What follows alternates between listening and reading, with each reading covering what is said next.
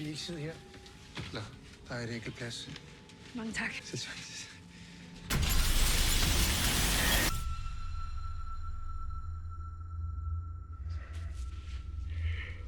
er bare fordi, at jeg savner en.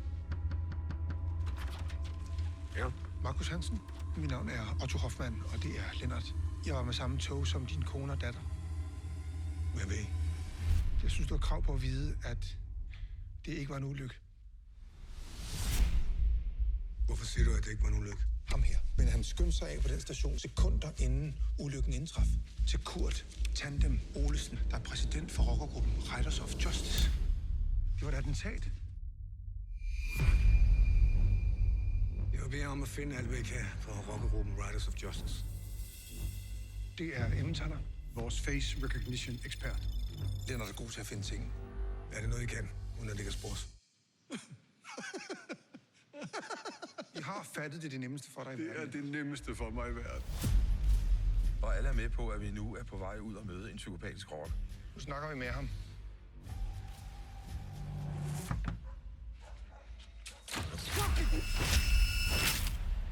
Har du slået nogen ihjel før? Det så i hvert fald ud som om, at... Vi har da ikke talt om at slå folk ihjel, Lennart. Det er rocker. Det er jo ikke, fordi vi skal bombe en vuggestue. Vi er med. Starter med at placere buffer i fjeder. Ja, jeg kan bare godt lide os. Sådan, færdig. Andenpladsen.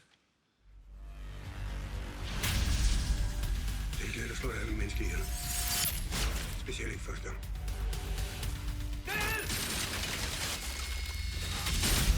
De ved, hvem I er, og det kommer ikke til at stoppe, medmindre vi dræber dem først. Hvad der sker for?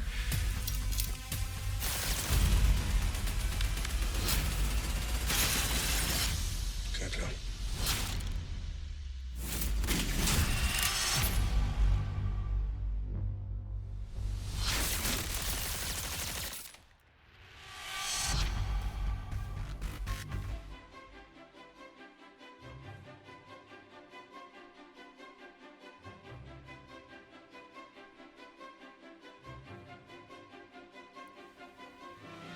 I'm back watching 30 movies. I'm back doing 30 podcasts. This is the 9th year of movie month. Please listen all June.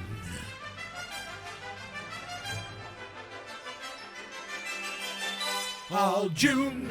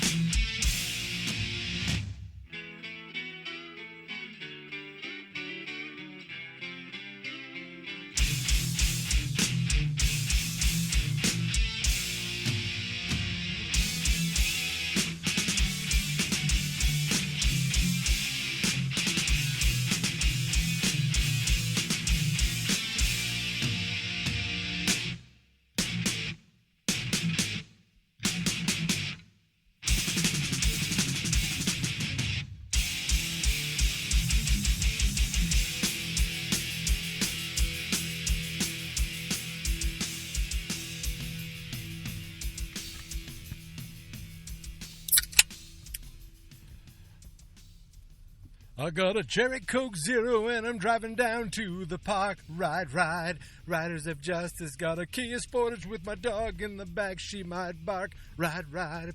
Riders of Justice. Ladies and gentlemen, boys and girls, movie nerds of all ages, welcome to day 19. day 19 of movie month. It's Father's Day. Happy Father's Day to all you fathers out there. Me, I've just got a beagle, who you might hear barking because we're going by a dog. Uh-oh, here we go. Yeah, there it is. Okay. All right. Every turn I take, there's another dog. There's nobody there. Calm down. Everything's good. Everything's good. It's Father's Day. It's my special day. So yes, happy Father's Day to all the dads out there. Where was I? Today, the fact that it is Father's Day, I realized for the last 3 movies in a row, it's at the core been, well, maybe not at the core, but at the heart, well, whatever. Each movie has kind of been about a father dealing with their child, whether it's trying to protect their child or trying to not let go of their child, or just trying to keep something from their child. Whatever it is, the last 3 movies really have kind of dealt with fathers, and that includes today's film from 2020, Riders of Justice. Right out front, I want to give a shout out to Christopher Morris, my co-host of Fine Movies, Fine Spirits, who recommended this film to me, golly gee, I think last year at some point. I can't imagine that it would be on my radar last year and then I didn't watch it. I feel like maybe I knew about it after last year's movie month. So I did watch another film starring the same gentleman in the same language, I believe, Swedish. This is a Swedish film starring Mads Mikkelsen, who this is my second Mads movie of the month. And it turns out I don't care if I am reading what he's saying, hearing what he's saying. The dude captivates me on the screen, whether he is supposed to be some evil wizard or he is some just down on his luck, unhappy drunkard, or he is just a cold, not emotionless, well, maybe, no, not really a fun kind of guy, like in this movie. This movie, it's a few things. It's about fathers. It's about getting revenge. It's about also about coincidences versus like fate versus prediction. How could you predict things? Calculating things. Why does something happen? If we could just go back to this thing, this is what caused it all. If I just could have changed this, then this could have happened. Blah blah blah blah blah. But it's also kind of seen as a comedy. There's definitely some laughs in this. Very violent. Very just like it's got it all, except English. Maybe there was some English in one song I heard at some point. If you're a big fan of the English language, maybe this movie isn't for you. But if you can stand to just watch a movie in its native language as it's supposed to be heard, but read what it says underneath, or maybe you understand Swedish, then this is an excellent movie. I loved this movie because it was dark, because it was action-filled, because it was like, oh, here he goes, and because there were laughs, but also you like real moments where you didn't really like what the character was doing, or you thought it was a little too much, and just moments of sadness too. So as I said, this movie stars Mads Mikkelsen, who I think first came on the scene for me in Casino Royale with James Bond, and also he was Hannibal on the TV version of Hannibal Lecter in the TV series called Hannibal. This movie came out in 2020, and it was directed by Anders Thomas Jensen, or Jensen, depending on how you pronounce it. That's it. And then there's a bunch of Swedish people in it. There's really 4 main guys and a young woman, and then a couple younger guys, and then a couple bad guys. I'm going to give you the gist of the story, and then I'm going to go in a little more depth and spoil it. So if you haven't seen it, it's on Hulu. It's a little under 2 hours. I recommend it tremendously. Tremendously. I recommend it tremendously. Where Pig, I thought was going to be a revenge movie, this turned into one of those revenge movies where it's like, uh-oh, you did something wrong, and now this person who you didn't know was coming for you is going to kill all of you. And that pretty much is what the story is about. So we see this guy, he's a soldier. We see him talking with his family, and his family's like, oh, I can't come home for 3 more months. Oh, that sucks. You know, daughter, your bike was stolen. It actually starts with this bike being stolen. It's almost like that is showing you that, look, this one random thing that has nothing to do with the rest of your story could actually be the catalyst to kick off the story and cause all the terrible things to happen, all because of this thing. Even though, is it really all because of that thing? You could say, well, that thing caused this, but you doing this caused that. It could be a myriad of things. I mean, let's say what caused the person at the beginning to not want a red bike but a blue bike. What caused that? Well, if they didn't have that, then the bike wouldn't have been stolen. What caused these people to choose this bike? You can, in the character says, you can go back and you can check things over and over again. It doesn't make a difference because there's always going to be an infinite amount of what caused that and what caused that. And so that was a cool way of looking at things, where you think this is what caused it all. Well, no, something caused that to happen, which then caused things to happen. So this girl's bike gets stolen, and she's with her mom. She finds out her dad can't come home, so they're like, let's take the day off and just go into the city. They go into the city, and they go shopping, and they end up on a subway train. At the same time, we see these two mathematicians, scientists, whatever you want to call them. They're like statisticians, as Sal Governale would say on the Howard Stern show, if that joke made any sense to you, statistician. So they're statistics nerds, and they're working with some kind of, I don't know if it's a car dealership or a consultant firm, to talk about how they can determine who drives what kind of car. And they're like, well, what kind of good is this? Well, you can also determine that someone has clubfoot and they have hard of hearing. Well, is there a connection? Well, no, not really. And then we see them get fired, and we see one of the guys leave for the day and go on the subway train. And just coincidentally, he ends up on the same subway train as this woman and this daughter. He notices this guy eating a sandwich and a drink and throwing it away when he didn't even finish it. And then he sees these people come on the train. He notices this other guy who's this big skinhead-looking fella with a tattooed face. And he's like, oh, he recognized him. And he then sees this woman and daughter come on the train. He's like, oh, do you want to take my seat? I don't need it. She's like, no, I'm fine. And they're like, do you want to? I don't need it. I could stretch my legs. So the mother gets up, takes the seat in the train, and then this terrible train accident happens where it hits another train, and that whole side gets wiped away. In the crash, he's beaten up in the crash, but not injured. The daughter is beaten up in the crash, but not injured, and the mother is killed. We see Mads Mikkelsen, doing whatever he's doing with his special forces. He's in the military overseas, and he gets the call. Well, he gets approached by these two guys who are basically telling him the news. We see him being transported home on this plane all by himself. He shows up at the hospital, sees his daughter, and then wants to see the body of his wife. And you can just see it in his eyes. Like, they don't show the body. They don't show anything. This guy's such a goddamn good actor that you could just see the pain and the rage in his eyes.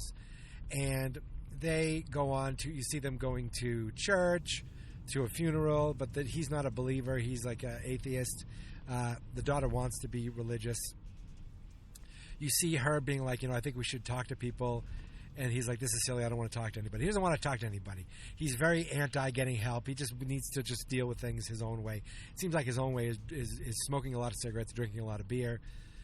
Meanwhile, the guy who was in there kind of starts to think something's up with this. And he starts to put all these things together, including the guy he saw throw things away. He's like, no one would throw that much away of food. And they're like, the cops don't listen to him. He thinks that, look, there was a guy on this train, the skinhead guy, who was going to be testifying against this biker group called the Riders of Justice. And he just happens to get killed on this train when this guy happens to be here also, very strangely. So the cops don't believe it, so he goes to his friends. He has the guy who he worked with, who he got fired with, and they have this hacker guy, this heavier guy, who they bring a pizza to and said, can you run your facial recognition software on the train on this guy? He runs it at the highest level that could be, indeterminately or indisputable. And he's like, it's like in, I think they said in Africa and Egypt. And he's like, what? That can't be it. You got to look for someone with a Swedish address. Drop it down a little to 95%. And they find someone who looks pretty much like, they said, that has to be him. That's him. Oh, my goodness. His brother is in the Riders of Justice, and he works with trains. Oh, and he was seen the night before at the train yard. All of this makes sense. They search for, he's guilty. This guy feels guilty for changing his seat. So they search for this guy who's the husband of the woman who died, Mads Mikkelsen. And they present him with everything. Like, look at, and he's like ready. He wasn't ready to. He just chalked it up as an accident, bad luck, terrible things. But now he's like, he's not so sure. He's like, take me to this man. So they go to this guy, and he pulls a gun on them right away. And he's like, get the F out of here, Mads. There's this musical sting. The spoilers are galore now. There's this musical sting where it goes, dan. And I was like, oh shit, he's about to go John Wick on his ass. He goes back to the guy. The guy pulls the gun on him again. He very deftly just friggin' disarms the guy, gets him in a chokehold, breaks his neck, kills him right there. The other guys, they're just normal dudes, nerdy guys, math geeks, whatever you want to call them, hackers. They're freaking out. One of them's like, you are a bully, and he starts kicking the dead body like it's almost like he's getting his revenge. And they're like, what are we going to do? They're like, come on, let's go. We can't leave the body like this. We have to clean the DNA. So one of the guys cleans around the body to get rid of the DNA. And he runs into this. He sees this guy, this young man tied up naked. Like, basically he was used as as a sex toy for this other guy. And he just kind of looks at him and he leaves. Now they go back to their house and they're like, we need to find everybody who worked in this, for these Riders of Justice. We're going to take them all down. So they do this whole thing where they're hacking the system to get to find all the information on all the Riders of Justice. Meanwhile, the daughter sees the guy that she recognized from the train and these two other guys, and like she thinks that they're psychologists. She finally called a psychologist to talk with them. So there's some fun interaction where the guy's like, I've been in psychology for 4,000 hours. I think I know how psychologists work. And he basically tries to become a psychologist to the daughter, tries to give her therapy. But he even says something like, you're a little chubby. Like, he's definitely not fit to be doing this. But some of the things he say actually were made sense, which was funny. So they kind of stick around. That's their way of saying they're sticking around for answering to the daughter. The daughter has a boyfriend, this guy Sirius, who, little outspoken, when the daughter came home late one night, Marcus, that's Mads Mikkelsen, he's like, where have you been? You're supposed to be late. She's like, I can stay out till 11. And the guy's like, look, you don't have to be so harsh with her. And he looks at him and slaps him right across the face, gives him a black eye. These are things where you realize Mads is drunk, Mads is angry, and he can't control his anger. So I don't say, oh, good for you that you beat this kid up. He did not deserve it, even though he was a little bit too, guy, calm down. Like, the way you're talking is not quite, it's a little rude to be talking to this guy like this. But he continues, like, later they have dinner. He's like, you've been through a lot. My mother's a therapist, and I could help you, and blah, blah, blah. That's when Mads tries to apologize to him and say, hey, we could, let's have him for dinner. I just go through the sketchy part of town to get to this park, and it's like, I'm going to be fine. Don't worry. It's always the same people hanging around this park and with this little area, and I don't think they're there for the company. I don't know. I just assume that's where you go to get stuff, if you know what I mean. Anyway, back to the movie. So this Russian, it turns out that they go to his house, the bad guys, not Russians, and they find this. The guy who was naked, he actually becomes a major part in this movie. He is a Ukrainian guy who, I guess the brother. Well, I'm getting some feedback, but you're gonna just have to deal with it. The Ukrainian guy, who he just uses this guy for sex. He beats the crap out of him. He says, did you see one of them? Yes, I saw one of them. Did you hear anything? He heard one of the guy's names. Because the heavy guy who was kicking the dead body, they kept yelling his name, saying, calm down, calm down, calm down. And So now they have a name. They track this guy down. They go to this guy's house to get better computers to do better hacking because a funny thing, this guy kept complaining about the screens not being good enough resolution. No matter how all the awful things, he's like, well, we got to look at these terribly resolution screens. That was pretty funny. They go to this house and they get jumped. They get shot at. But Mads Mikkelsen just runs at one of the guys who's gun jammed, shoots him, shoots everybody, kills them all except the one guy in the back who was the nude guy, who was the young gentleman who was used for sexing, and I'm assuming it was like some kind of human trafficking thing. So they're like, don't kill him, because the guy recognizes him from the house. They bring him back, and he kind of just becomes one of them now. They tell them, oh, he's an au pair. They hired him to help around the house, and he does work. But then one night he asked the guy who, said don't kill him. He asked him, hey, do you want to? I mean, he said it quite crudely. He basically said, do you want to have sex with me before you go to bed? He's like, no, thank you very much. He's like, well, thank you for saving me, and thank you for not having sex with me. Like it was funny. It was weird. But that's what this guy knows. And we find out later, he says that wait a minute. So then they go and they discover that all these guys are going to be at this restaurant at a certain point. They don't get all of them, but they kill about 4 or 5 of them. Well, Mads kills all of them. The heavy guy says he wants to be part of this, wants to shoot guns. Once he sees a dead body in front of him like that, sees someone die right in front of him, that he freaks out and he's like, I can't do this anymore. I can't be this. Like, you don't have to do this. You don't have to be part of this. Oh my God, there's so many geese here. My dog's going to stop barking any second. We're at the park. Oh my God, there's too many geese. Is there such a thing as too many geese? I think there is, and I found them. So I'm going to park. Okay, please don't back into me. I'm going to park right over here. Okay. So they go and kill all these guys in the car, and then once they do that, they go back to the house, and he's talking to the guy, the Ukrainian au pair, the sex guy, and he's like, I came from Ukraine. My mother had 7 children. She had to sell one, and she talks about I think it was him being sold. He talks about being sold, or eventually being sold to this guy, who was the guy they killed at the beginning, and he's like, yeah, and then we flew back. So this was recently. Then we flew back to Sweden. He's like, well, no, you couldn't have flown back then because you were on the train. He's like, no, we definitely flew back. And they go, oh, shit. So they go and run the phase calculation, and they bump it up to a higher percentage again, and they find another person. And they find the original person in Egypt that they talked about the first time, and he looks just like him, except he has darker eyes. And they're like, oh, my God. And then we cut over, and we see this guy in Egypt, seeing his family. He's like, I had the worst sandwich and the worst drink, and I threw them away. It was so gross. And then I got McDonald's. And it's basically just saying, look, these things sometimes are just coincidences.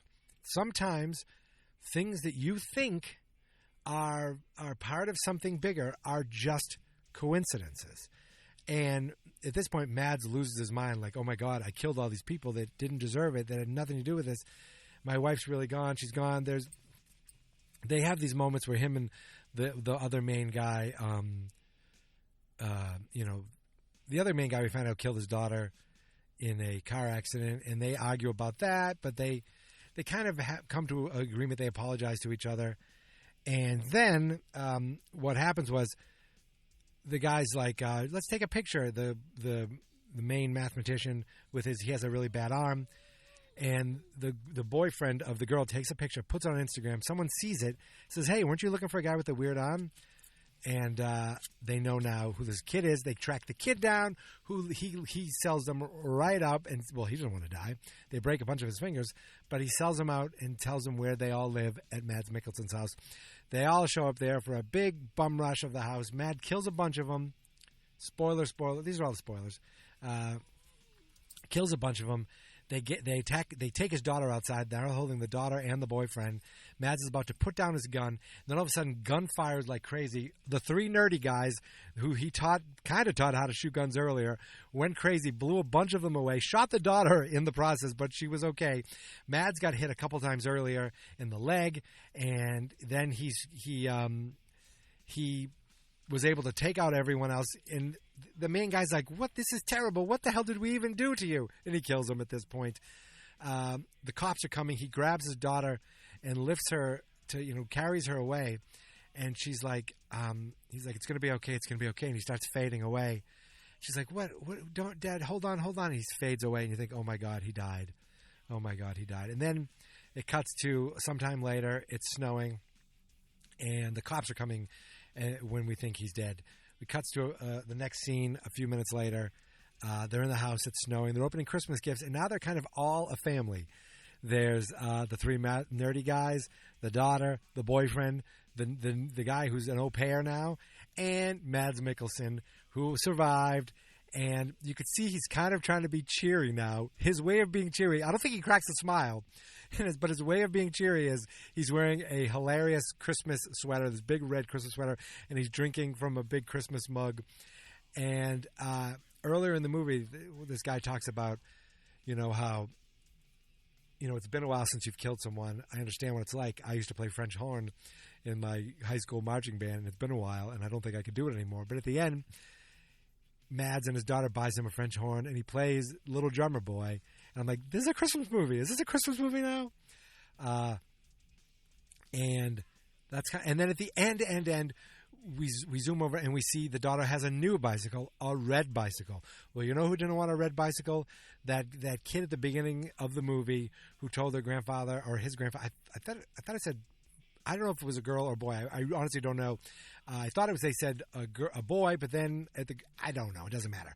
The grandkid at the end tells her granddad, "Hey, and